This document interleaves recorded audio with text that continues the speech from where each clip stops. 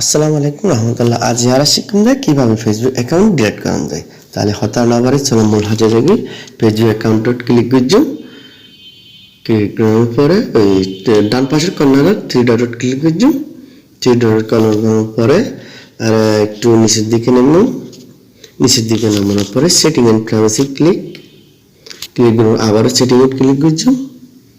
Setting click করার পরে সর্বপ্রথম পার্সোনাল ডিটেলসত ক্লিক করছো।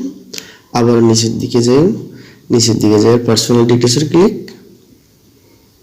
পার্সোনাল ডিটেলস ক্লিক করার পরে নিচের দিকে আছে অ্যাকাউন্ট ওনারশিপ অ্যান্ড কন্ট্রোল, এবার ক্লিক করার পরে আমাদের লেখা আছে দাঁড়ায় ডিঅ্যাক্টিভেশন, দুটো লেখা আছে আর নিচের দিকে ডিঅ্যাক্টিভেশন অর ডিলেশন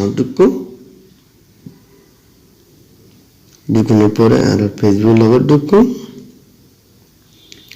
ঢোকার পরে নিচের দিকে যাই একটু আর দুটো লেখা আছে ডিঅ্যাক্টিভেশন অ্যাকাউন্ট ডিলিট আর এগুলো আছে delete account. Deactivation account delete যেভাবে আছে টেম্পোরারি ভাবে, আর যেভাবে ডিলিট অ্যাকাউন্ট আছে এটা পার্মানেন্ট ভাবে।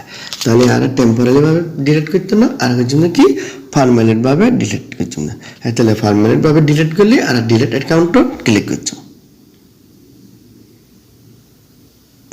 ওকে, ডিলিট অ্যাকাউন্ট ক্লিক করার পরে নিচের দিকে যায় কন্টিনিউর পরে এনে হয় অপশন আছে, হয় অপশনের লেখা সারা ঢুকতেন না আর যখন অপশন সিলেক্ট করে ওরকম আই সিলেক্ট করছি না। I no longer find Facebook useful. Okay click, okay continue আবার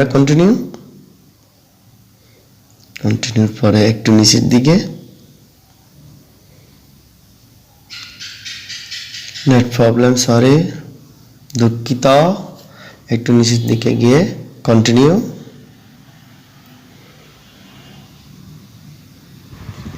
পরে এখন আর মূল হাত শেষ, পাসওয়ার্ড বোঝালে আর অ্যাকাউন্ট ডিলিট হয়ে যাবে। আর পাসওয়ার্ড বলুন, পাসওয়ার্ড পরে আবার কন্টিনিউ, আবারও কন্টিনিউ, একটু নিচের দিকে যে ডিলিট অ্যাকাউন্ট দিই এখন পার্মানেন্ট পাবে। আর অ্যাকাউন্ট ডিলিট হয়ে একটা এসএমএস আসবে 30 ডেজের মধ্যে যদি আর লগ ইন করি আর আবার ফেসবুক অ্যাকাউন্টে ঢুকতে যাই, যদি 30 দিনের মধ্যে আর লগ ইন না করি আর ফেসবুক অ্যাকাউন্ট ঢুকতে পারতাম না। আর ভিডিও যদি ভালো লাগে লাইক কমেন্ট শেয়ার এবং সাবস্ক্রাইব করে দেবেন। আসসালামু আলাইকুম।